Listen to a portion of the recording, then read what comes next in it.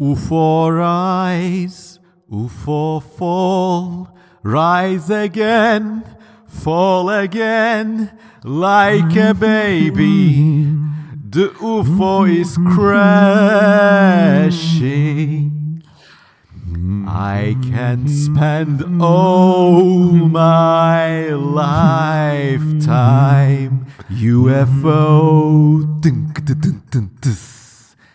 And you can always be a UFO. On first sight, alien encounters, UFOs, and other mysterious celestial goings-on seem to be quite a recent phenomenon. But what if I told you that this shit has been going on for over a century, or maybe more? Yes, everyone, welcome to the CM Cosman channel, where we will talk about a literally ass-kicking close encounter of the third kind, which took place, I kid you not, in 1897 on the tail end of a wild and zany range of airship and mysterious light sightings which took place in the northwestern United States. Welcome everyone to another deep dive on an otherwise neglected and understudied Fortean phenomenon. This here is your host CM Kozeman, and before starting, I will remind you once more, if possible, to support me on Patreon, or maybe go to my merch store, or if you can't, just subscribe and leave a comment. We are indeed living in dire and unpredictable times, dear friends, and every penny you contribute really makes a difference in my humble life. So let's go with a little preamble first, okay? The 1890s seem like a long time ago, and actually you would be surprised to know how many people think that time in world history was really primitive. They think people only had, horse carts and wooden houses back then, which is not wrong, but also the 1890s were a time when a lot of technological change was taking place. I mean, railroads were spreading all over Europe and the United States. Steam power was delivering new forms of industry and mobility never thought imaginable. The gasoline engines were making their first appearance, and new communications technologies were really common too, such as telegraphs and even, if I'm not mistaken, radio. Yes, the first wireless broadcasts were made actually around 1897, which is exactly the same year this whole weird series of events are taking place.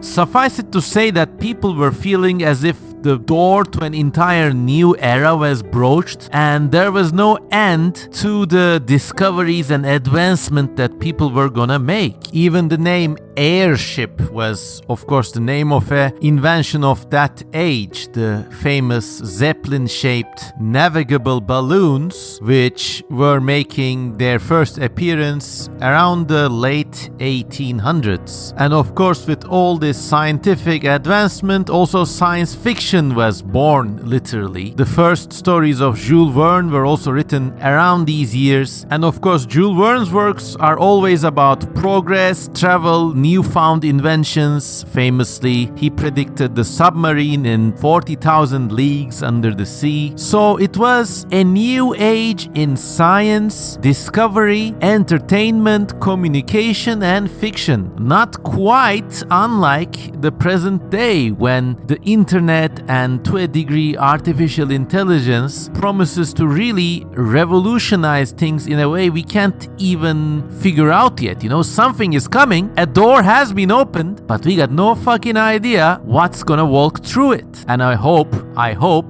history won't rhyme again and we won't find ourselves in a world war situation like these poor people did. Remember, these quirky, weird UFO stories take place in the 1890s, and only a decade later, the world was in a bloody carnage of a world war. And then there was another, and then things settled down in a new order. But yeah, I'm not gonna go down that alley too deeply, but instead I want to focus on the matter at hand, which is this very nice, quirky set of airship-themed UFO stories I recovered from, well, a relic of a kind, more gentler, more civilized era in the form of an old-style HTML website. Now, you're listening to this podcast on YouTube, and especially for some younger people, it might be difficult to imagine that there would be things online which are not on YouTube or Instagram or Twitter or Pinterest or TikTok. No, instead of any of those, my primary source for this episode comes from a website hosted on the Angel Fire network called the Mystery Airship Log. And you can see the website link in the video description and on the pinned comment. These websites were all we had in the late 1990s and the early 2000s, and there were hundreds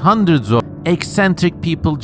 It's very simple. You get a space of your own and you write or archive whatever you want to write. You got text, you got images, and it was just like a very vibrant and lively world of eccentric desktop publishing. And in the present day, these websites, most of them are sadly gone. What we now have access to are like embers from a great, happy, warm bonfire back in the day. But yeah, I mean, there are websites like aberrations.net, real stories of the unexplained, currently inaccessible, oddities.com, again currently inaccessible, a lot of stuff like this. But yeah, these things are dying and we really need to archive them. And actually that's what I did. I mean, I've taken the liberty to compose an ebook out of these old news clippings, which were themselves saved in one of these old angelfire.net websites. And if you go to my Patreon, the link of which is also in the video description, you can download that reader of UFO stories for absolutely, well, not free, but yeah, for as little as $1 you can be a member. Anyways, in this website, there's a huge archive of mystery airship sightings ranging from the 1850s until the, well, early 20th century. And when you read all of them together, you arrive at this comprehensive Fortean media narrative in which some weird things are beginning to happen. You can like see the gears turning in the writers and the newspaper editors' head. These weird things are happening. Then they spread like a wildfire. Then they spread and reach a crescendo. Actually, you will see some weird things happen. Some credible witnesses are brought forward. And it all culminates in this literally ass-kicking close encounter of the third kind, which obviously other UFO books have documented this before, but not to this degree of detail. And we are going to go all the way through these stories and conclude with the ass-kicking alien encounter of the Gilded Age. Actually, I tried to do this as a live reading on a live stream a couple of months ago, and for posterity we are recording this in the 28th of March 2025. But yeah, the live streams were a bit of a failure because I simply couldn't concentrate on people's comments and the reading at the same time. And actually in the second live stream I fell asleep trying to read this thing. I was so fucking tired. So it's just easier to do this as a bespoke video you can enjoy time and again. So we're gonna skim through these news articles, but here we go. Something mysterious is about to happen. On the Detroit Evening News, published on the 1st of April, this should be a warning, 1897, here's an article, innocuous enough. It says, Vagrant Airship. The incredulity with which reports of a wandering airship have been received has been much qualified by experts, which occurred here last evening. Around 10 o'clock, a brilliant white light suddenly appeared, accompanied by a sharp crackling sound, evidently coming from above. These phenomena lasted for 30 seconds and startled the spectators, one of whom positively asserts that he saw a huge black object tipped with a flame at a great distance above the earth. A certain Mrs. Wingate, residing just over the line of Charleston Township, asserted that she distinctly heard voices from above at the time of the occurrence. And so it begins. This is not the first report, but like one of the first reports. And already the hallmarks are here. There's a strange ball of light. Some say it's a light coming from a vehicle, a black mass, and the lady's account of voices coming from above is really strange too. And there's a bunch of stories like this. Instead of reading them all, which you can also do on the Angel Fire site or the ebook on my Patreon, I'm just gonna give you a summary. More and more people keep seeing these airships to the degree that it becomes a media frenzy. The thing spreads all over Michigan and also to Nebraska. And look, this thing starts on the 1st of April, okay? Already suspicious. Then it hits another crescendo around the 13th of April. There are reports from many towns and cities in the district, such as Grand Rapids, some place called Holland, Omaha, Nebraska, Battle Creek, Michigan, Saginaw, also in Michigan, Benton Harbor, Detroit, Lansing, Grand Rapids. All over Michigan state, people keep seeing these balls of fire or flying things, and as the reports progress, they end up being more like flying machines, obviously flying airships, and less like floating balls of fire or light. Remember, in the first stories, the thing had an almost ethereal, celestial air about it. Pardon the pun. A woman was reporting heavenly voices and it was just a ball of fire. But now in these reports, it increasingly assumes the form of an actual mechanical contraption. People actually speculate about who might be flying this, whether it was a weird maverick inventor or whether it was a fake or somebody was tricking the people with it. But yeah, the reports are all mysterious, strange, and sometimes quite a bit funny. I mean, if you know anything about Michigan's history, you would know that around the town of Battle Creek, there actually was a huge sanitarium which was designed and operated by Harvey Kellogg, the same weird Seventh-day Adventist historic personality and entrepreneur. I think that's a thing with America, don't you think? Like, all the best entrepreneurs are a little bit on the maniac side. They either think they're close to God or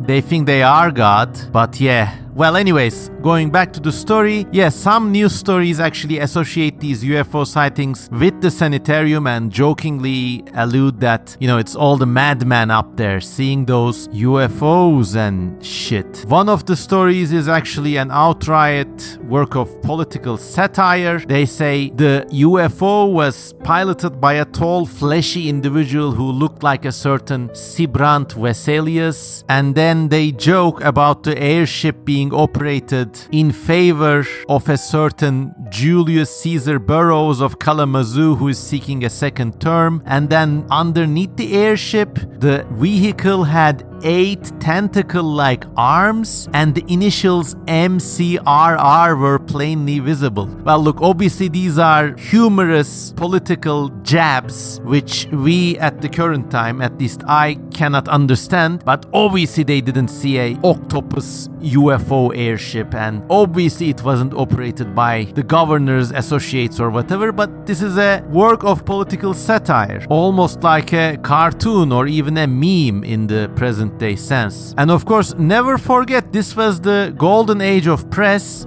If you think we have fake news now, oh brother, I mean, back then they even had professionals whose job it was to lie and exaggerate facts. And remember, people didn't have access to anything else than newspapers. So these newspapers were crammed with all sorts of stories that they hoped would entertain and otherwise engage readers. On the other side of things, some of these UFO sightings actually make a big list of all the people as if to lend more credibility to the report. I mean, on this article published as Affidavit, State of Kansas, they have an official report saying that, well, I'll just read it here. Therefore, we, the undersigned, do hereby make the following affidavit. We have known Alex Hamilton, a UFO or airship witness, from 15 to 30 years, and that for truth and veracity we have never heard his word questioned, and that we do verily believe that his statement is true and correct. And then you got a whole list of names. You got a certain E.V. Wharton,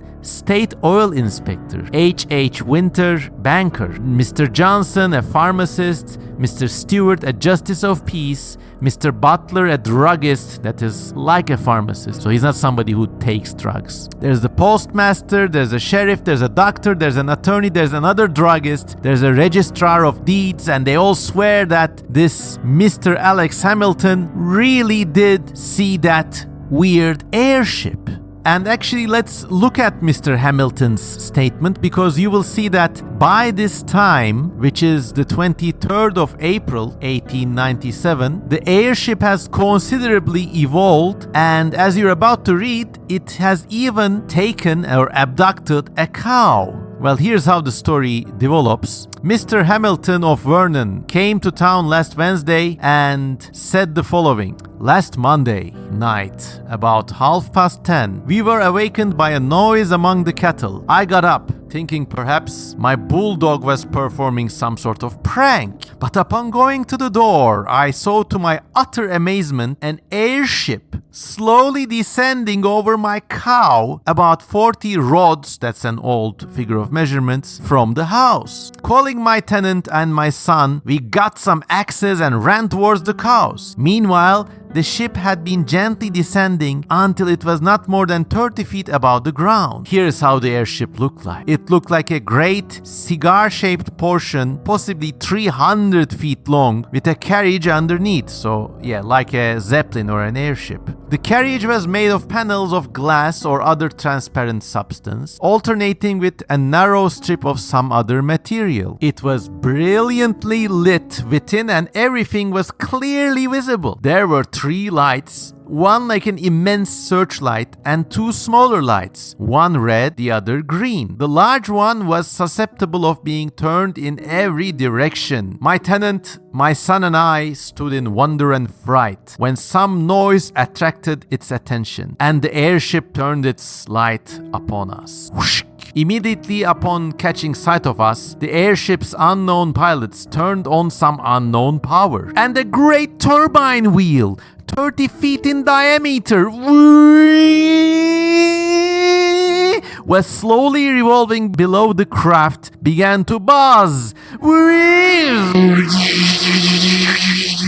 sounding like the cylinder of a separator. That's like a threshing machine, an old form of mechanical farm equipment. And the vessel rose as lightly as a bird. When about 30 feet above us, the airship seemed to pause and hovered directly over a 3-year-old cow, which was bawling and jumping, a moon, apparently fast in the fence. Going to our heifer, we found a cable about half an inch in thickness, made of some red material, fastened in a slip knot around her neck. Oh no, poor cow! One end passing to the vessel and tangled up in the wire. We tried to get it off, but could not, so we cut the wire loose and stood in amazement to see ship, cow and all, rise slowly and sail off. disappearing in the northeast. Oh my God. And then later on, somebody who lives in Coffee County, that's about 3 or 4 miles west of where this incident happened, said they found the hide, legs, and head of this cow in his field that day. He thinks someone had butchered a stolen cow and thrown the hide away, and thus the poor cow was abducted. Perhaps the first cattle mutilation or cattle abduction story in contemporary UFO folklore. It is also interesting to notice that the aliens hadn't advanced into levitation beams by then. They only had like a slip knot, like some red cable, which they threw around like a lasso and giddy up!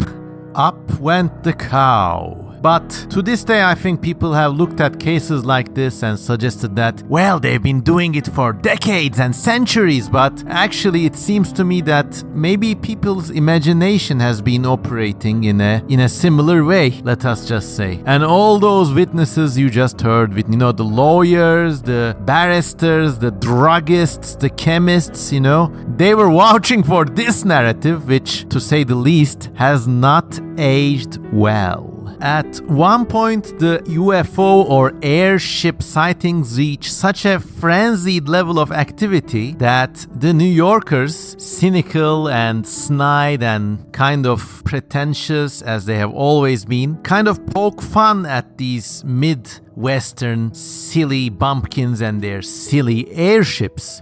This article from the 15th of April, 1897, published in the New York Times, is an editorial which says exactly the following. The airship, which all the Western newspapers and some of the Eastern ones are now giving the benefit of several doubts, I mean, you can already see the chuckling, condescending attitude here, is visible nightly to correspondents in all parts of Illinois, Wisconsin, Michigan, Indiana, and Iowa.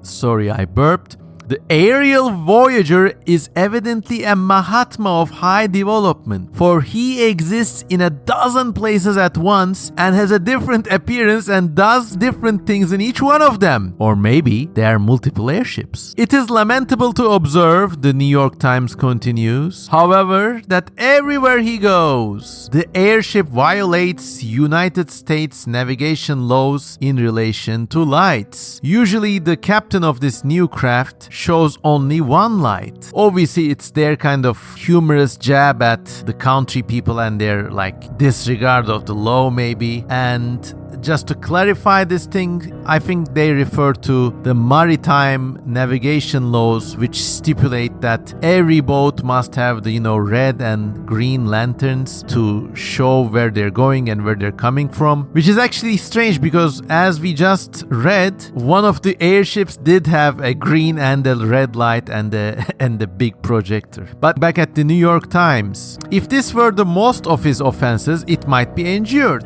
But ignorance the airship captain displays in the matter of sidelights is simply criminal and will get him in trouble the moment a United States officer succeeds in bringing him to. While sailing over the town of Kenosha, Wisconsin, Sunday night, the Sky Traveler shocked and angered all the nautical men there by showing a green light on both bows. At Waukegan, Illinois, at the same hour, both the sidelights were red, which is equally illegal and outrageous. If the airship owner persists in his lawlessness, he will not only get the reputation of being a pirate, but his vessel will run into itself sooner or later.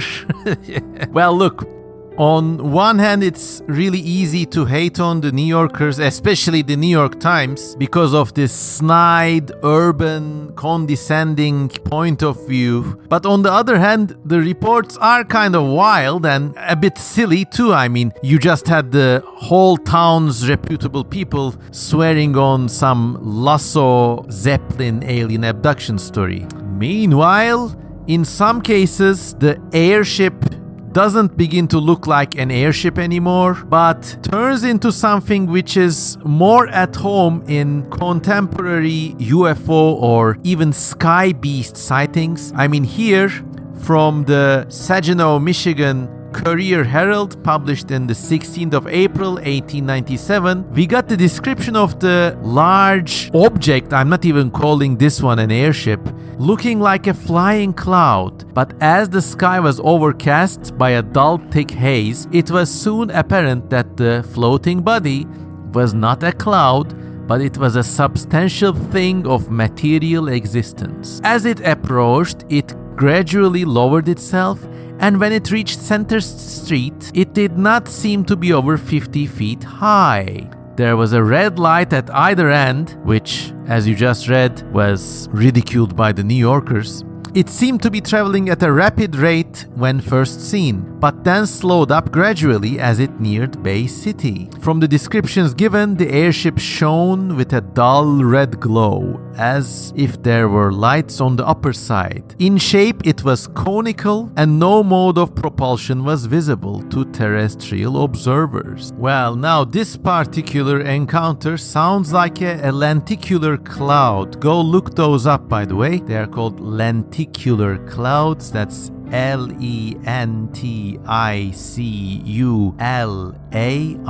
clouds, and they really look like UFOs. And maybe these people really did see a lenticular cloud and the media hype was raw, so they may have tried to exaggerate it, or maybe it was just made up. I mean, you really can't read too much into these reports, but yeah, going on. Soon enough, actually, there is a UFO crash. After all those cattle abductions and these weird sightings, it's only natural for the progression of UFO sightings to attain that inevitable conclusion. And on the 15th of April again, this time from the Times Press in Bay City, Michigan, we get the sad news that the airship is no more. The aerial mystery was said to have exploded in Michigan. Okay, people have made some startling reports, says this article, and if true, then the much talked of airship was not only a reality, but is sadly now a thing of the past. Two soldiers named George Somers and William Chadburn claimed to have seen the ship on Monday evening when they remained up until a late hour attending a sick horse. Yeah, I bet they were doing that. They were just drinking themselves silly. The descriptions given by the two men vary, but both agree in the assertion that the apparition was illuminated at both ends and moved through space with wonderful rapidity. They had scarcely time for their observation when a dull explosion was heard and the object disappeared. They declared the report to have been like that of heavy ordnance and to have been immediately succeeded by a distant sound of projectiles floating through the air. So it was like heavy ordnance, like, I don't know, artillery rounds going off, like some distant after explosions too. So that's that. The UFO crashes.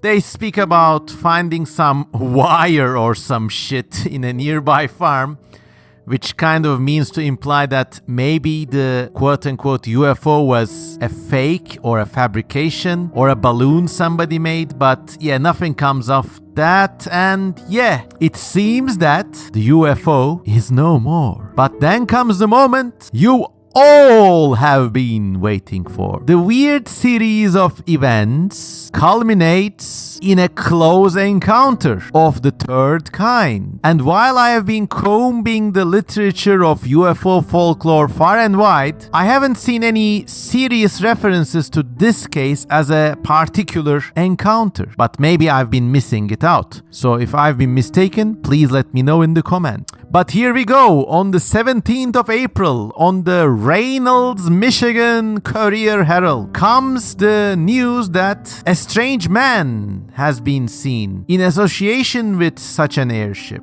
Let us read on. When About 4:30 Wednesday morning, at a point half a mile south of this point and 3 miles northwest of Howard City, a balloon or flying machine alighted. The airship was seen about an hour before it alighted by a dozen farmers or more who had been watching it. On its attempt to alight here means to land obviously, the farmers gathered round, but a good many of them did not remain long after the landing of the ship.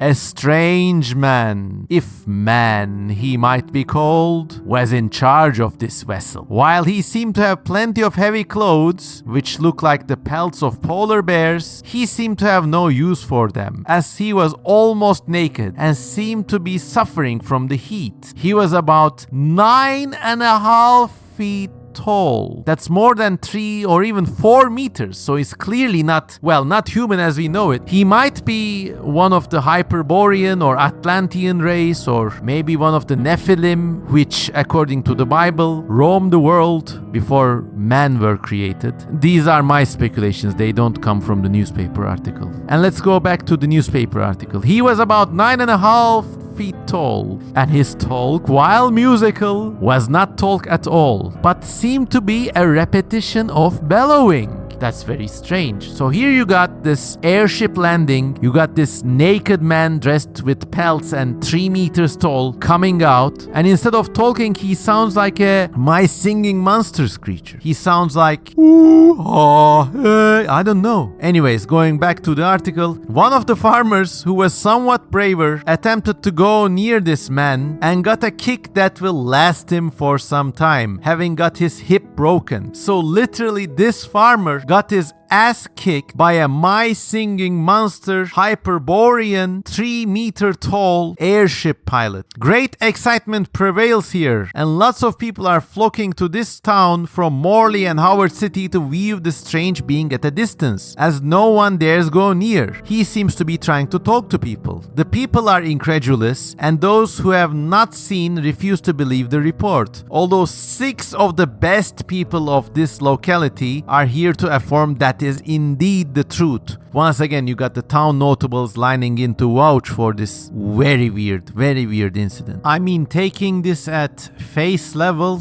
one can't help but think that maybe this too was some sort of political or social satire. Maybe the image of the naked man dressed in furs, and he's a tall guy. So, reading this in the present day, we think that, oh my god, it's like beyond human, a member of an advanced race or something. But back then, the image of a 9-foot tall humanoid could mean something as simple as a tall tale. And once again, never forget, most of these things were likely written up or exaggerated for entertainment. There's one more final extremely weird encounter coming from a nearby place one day later, and I want to go on record with this one too, because there's something really psychotic, unnerving, and almost schizophrenic about this one. Once again, it was probably a tall tale or something souped up by the press people to be more appealing, or just purely made up, but there's something really schizophrenic and dangerously abduction-like from this one account coming on the 17th of April from Lansing, Missouri. So the following happens, okay? Near Pine Lake, a certain William Mejiveron says that in the darkest hour of the night, he was awakened by a tap on his window. And suddenly, a glare of light blinded him. On stepping out into the night, he was accosted by a voice from the above. Remember the first report I read you with the old lady saying that she heard voices from the airship? That thing is happening again. And the voice told him that this light is from an airship. During the afternoon, this ship was hidden behind a bank of clouds over the lake, but some duck hunter shot at a duck and accidentally damaged one of the ship's wings. We are now here for repairs, William. Help us repair the ship.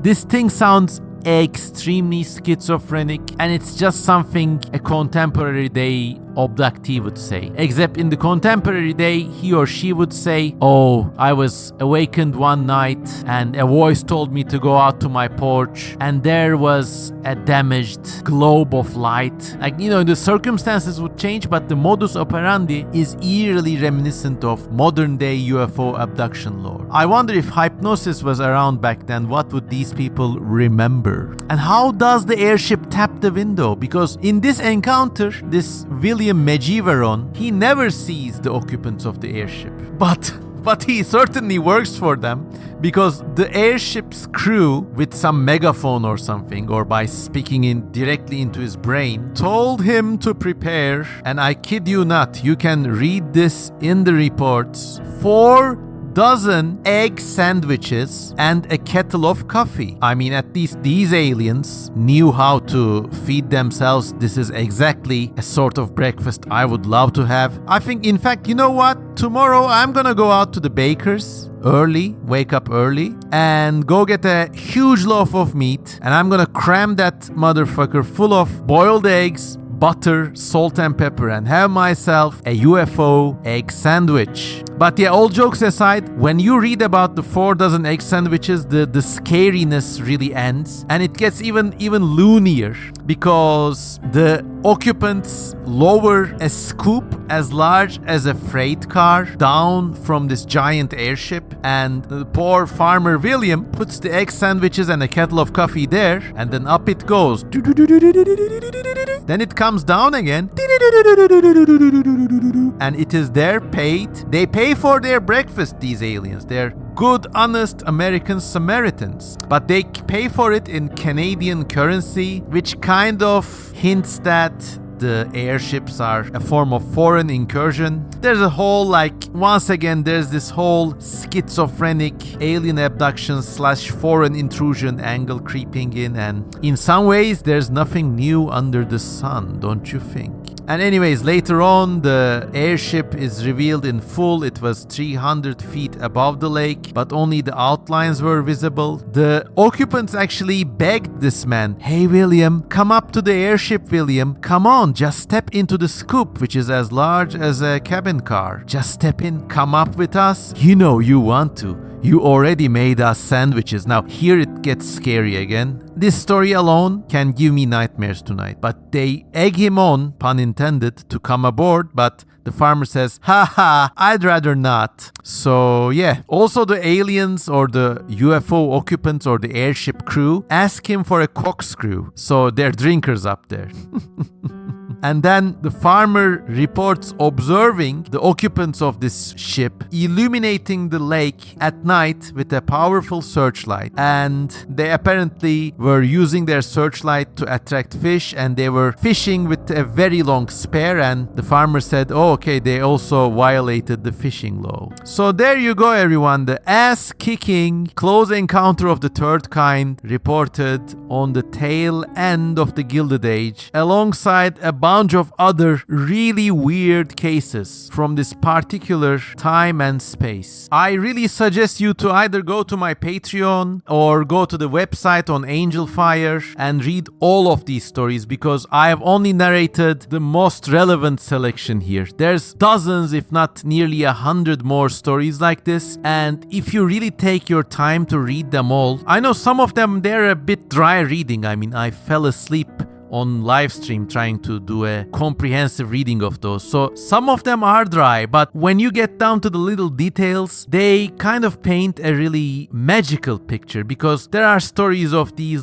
pleasant spring evenings by the shores of this lake in northwestern America or wherever, in a small town. Everyone is getting together, maybe having a few drinks, looking up at the sky, waiting for the airship to pass, and there's just something really cozy about that whole experience. You probably get the sense in your gut that the entire UFO thing is fake, or maybe they just saw one weird, inexplicable shooting star or other atmospheric phenomenon, and then the rest of that kind of assembled itself around the initial sighting, like a crystal growing in a super saturated solution. But you can really picture yourself, being in those days, just hanging out, looking at the skies, wanting for something to be real in this new age of technological promise and unbound development. What a pleasant springtime it was. Well, now we are, of course, recording this particular podcast when that spring of the Gilded Age has long since turned into a deadly,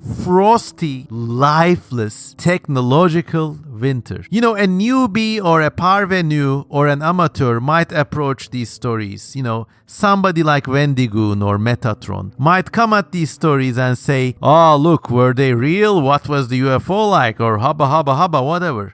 I look at these things in a broader picture. For me, there is no distinction between technological development, the course of history, and these 14 reports, and also the evolution of media and its relation to power and to people's everyday lives. As far as the American experience is considered, technological developments always give rise to these media frenzies, which turn into a self-sustaining wonder narrative of 14 phenomena, lights in the sky, voices from the heavens, strange entities coming down and trying to interfere with the lives of everyday people. And that seems to be a recurring motif throughout the American experience, be it in the 1890s or the 1950s or even the 1990s. There just seems to be something in the American psyche that reacts to a world of promise and technological development in this schizophrenic, slightly humorous, tongue-in-cheek manner. And I think it's a wonderful aspect of contemporary techno-scientific folklore. Well, anyways, that was that, fellow Cosmonites. I hope you enjoyed this foray into this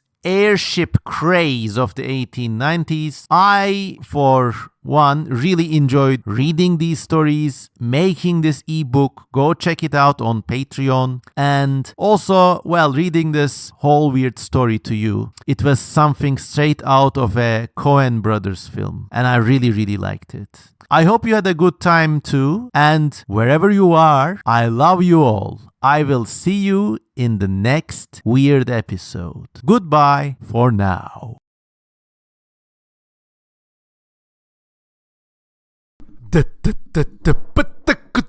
Oh, baby, don't be scared. Oh, heaven is a place on earth when I'm with you. Na, na, na. Oh, I forget the lyrics. Damn.